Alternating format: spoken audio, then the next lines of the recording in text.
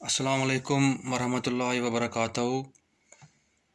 आदाब, सत श्री अकाल।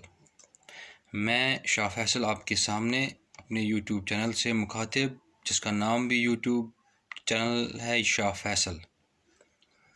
मुद्दा और मकसद इस चैनल का बनाने का ये है कि आपके सामने समाजी पहलूज़ पे, समाजी प्रॉब्लम्स पे, इश्यूज़ पे नज़र डाली जाए और आपसे ज़्यादा मुखातिब हो और उन मुश्किलों का समाधान ढूंढा जाए मिल बैठकर। मैं आप लोगों से गुजारिश करता हूँ, मेरी यूट्यूब चैनल शाह फैसल को ज़्यादा से ज़्यादा सब्सक्राइब कीजिएगा और जितने भी मेरे वीडियोज़ इस चैनल पे आएंगे वो रिलेटेड टू सोशल इश्यूज़ होंगे और कोशिश की जाएगी कि उनका सलूशन ढूंढा जाए। और मैं आपसे रिक्वेस्ट करता हूँ, उन वीडियोस को ज़्यादा से ज़्यादा शेयर और लाइक कीजिएगा।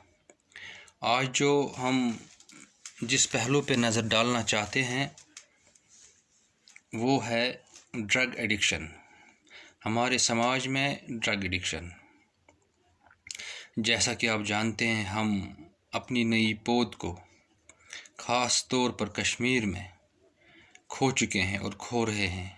एक जनरेशन तो हमने लगभग हम खो चुके हैं कश्मीर कॉन्फ्लिक्ट की वजह से।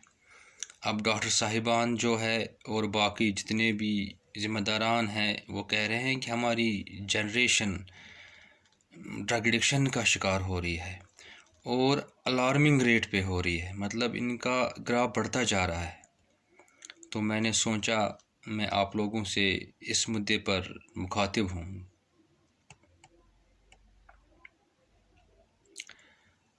हमें चाहिए कि हम इस बारे में संजीदगी से सोचें और इसका सलूशन सोचें। हम मज़ीद अपने नौजवानों को, अपनी यूथ को खो नहीं सकते, क्योंकि किसी कौम को बनाने में अगर किसी का हाथ होता है, किसी कौम की कामयाबी का राज होता है, तो वो उसके नौजवान होते हैं, उसकी यंग जनरेशन होती है। अब सोचिए, अब अगर हमारी ये यंग जनरेशन किसी गलत सोहबत में पड़े, गलत काम करे, तो उस कौम का क्या होगा। सबसे पहले मैं आप लोगों से गुजारिश करूँगा, जो भी ड्रग एडिक्ट है, जो भी ड्रग्स का शिकार है, उसके साथ सोतली माँ का सलूक न करिए, उसको समाज से अलग थलग न कीजिएगा, उसके साथ गैरों का सलूक न कीजिएगा।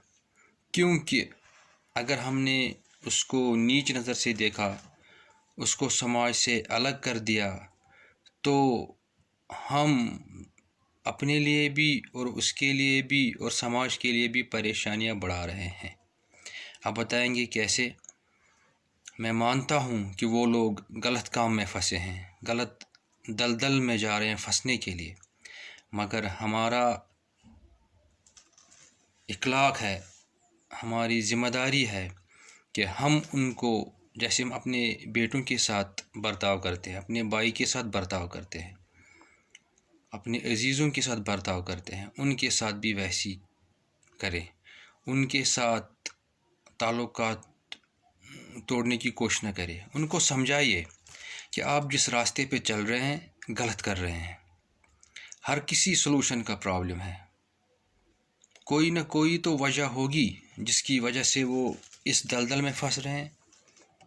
जहाँ तक मेरी ज़ाती राय है और जितना मैंने इंटरेक्शन अपने दोस्तों से किया है इस बारे में, यही नतीजा सामने आता है कि बेरोज़गारी है या घर में कोई परेशानी है, कोई ना कोई परेशानी रहती है जिसकी वजह से हमारा पढ़ा लिखा नौजवान इस दलदल में फंसा जा रहा है। लेकिन हमें सबको हाथों में हाथ डालकर उन नौजवानों को इस दलदल से वापस लाना है। उनकी ज़िंदगियों को संवारने में हमारा अहम रोल है। माँ बाप से लेकर ہر کسی اس شخص تک جو اس سماج میں رہتا ہے، بحیثیت ایک انسان، کیونکہ انسان ایک اشرف المخلوقات ہے، انسان سے غلطیاں ہو چکی ہے ماضی میں اور ہو بھی جائیں گی۔ اس کا مطلب یہ نہیں کہ ہم کسی انسان کو دھتکاریں۔ صحبت غلط ہوتی ہے لیکن انسان غلط نہیں ہوتا۔ انسان کو راہ راست پہ لایا جا سکتا ہے اپنی کوششوں سے۔ اب جو ہماری یہ بائی جو ڈرگ ایڈکشن کا شکار ہے، سب سے پہلے ان کے ساتھ ویسے ہی تو سلوک کرے جیسے ہم اپنے گھر والوں کے ساتھ کرتے ہیں۔ ان سے بات کیجئے کہ کیا پرابلم ہے، کہ آپ کیوں اس دلدل میں پھنسے ہیں،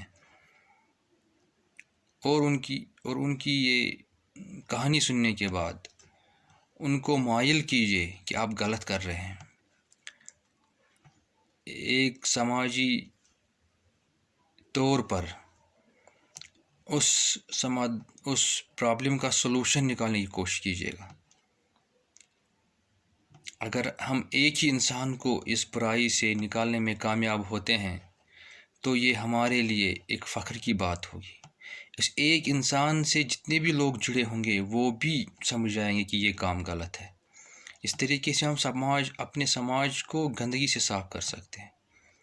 دیکھیے، ہمارے سماج میں، ہماری سوسائٹی میں جب جوان کوئی غلط کام کرتے ہیں، اس کا اثر صرف اس کی زندگی پر نہیں بلکہ اس کے گھر والوں پر بھی پڑتا ہے، اور سوسائٹی تو انوالو ہو ہی جاتی ہے۔ کل کو وہ کوئی ایسا گنونا کام کرتا ہے جس سے ہم سب کا سر شرمندہ ہو جاتا ہے۔ اس سے پہلے کہ کچھ ہو جائے، کچھ انہونی ہو جائے، ہمیں چاہیے کہ بحیثیت انسان ہم سب کو سامنے آنا چاہیے اس کو روکنے کے لیے۔ یہ ہماری بھی ذمہ داری ہے، انفرادی طور پر بھی اور سماجی طور پر بھی۔ ہم اس ذمہ داری سے باہر نہیں نکل سکتے۔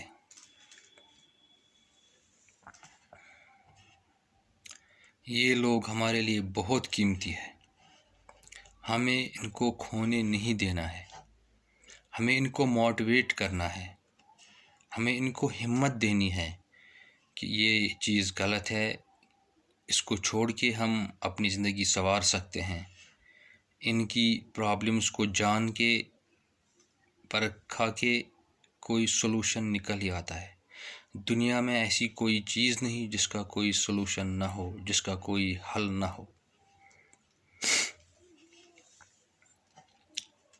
حکومت بھی اپنی طرف سے کوشش کر رہی ہے کہ اس پہ قابو پایا جائے، اس ناسور پہ قابو پایا جائے، اس ڈرگ ایڈکشن پہ قابو پایا جائے۔ لا انفورسمنٹ ایجنسیز بھی کام کر رہی ہے۔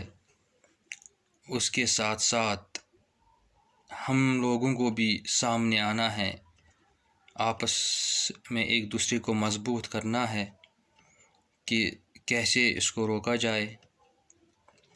والدین کا بھی فرض بنتا ہے کہ وہ اپنے اولادوں پہ، اپنے بچوں پہ نظر رکھے کہ ان کی صحبت کس راستے پہ چل رہی ہے، کہیں وہ غلط تو نہیں کر رہے ہیں۔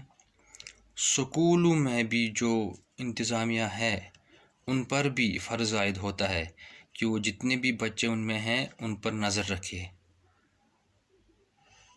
کہ کوئی بچہ غلط تو نہیں کر رہا ہے، کوئی اس دلدل میں تو نہیں پھنس رہا ہے۔ ایسے ہی جتنے بھی ہمارے فلاحی ادارے ہیں، جو NGOز ہیں، ان کا بھی ایک رول بنتا ہے سوسائٹی میں اجاگر کرنے کے لیے، اس ڈرگ ایڈکشن کو دور کرنے کے لیے وہ بھی ایک رول ادا کرے، سامنے آئیے اور اویئرنیس کریٹ کیجیے، جتنا ہو سکے اتنا کیجیے۔ ہمارے امام صاحبان، مولوی صاحبان، ان کا بھی رول بنتا ہے، کیونکہ اگر آج کسی اور کے گھر میں چنگاری اٹھی ہے، یہی چنگاری کل کو ہمیں بھی لپیٹ لے گی اپنے شعلوں میں۔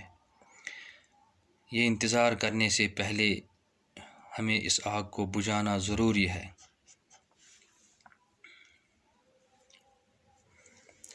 آج کل ہمارے ڈاکٹر صاحبان جو بار بار ہمیں چیتاونی دیتے ہیں کہ ڈرگ ایڈکشن آن رائز، ہمارا یوتھ خراب ہوتے جا رہا ہے، لیکن ہم ان کی باتوں پہ یقین نہیں کرتے، اور ہمیں تو فرصت ہی نہیں ہے۔ آج کل لیٹسٹ ٹیکنالوجی کا زمانہ ہے، آپ یورین ڈیٹیکشن کے تھرو اپنے بچے کو پراپر چیک میں رکھ سکتے ہیں،